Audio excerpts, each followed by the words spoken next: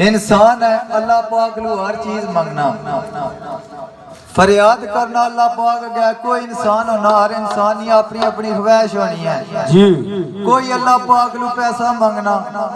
कोई गाड़ी मंगना कोई औलाद मंगना कोई जिंदगी मंगना कोई सेहत मंगना जी मंगना कोई प्यार मंगना लेकिन शहर आना आसान है आसान के मंगे अल्लाह पाक लू के को ख्वाहिश रब को लू और बशर मंगी थोड़ा बेच दे सो जी इको ख्वाहिश रब को लू और बशर मंगी किसे मौत किसे जिंदगानी मंग ले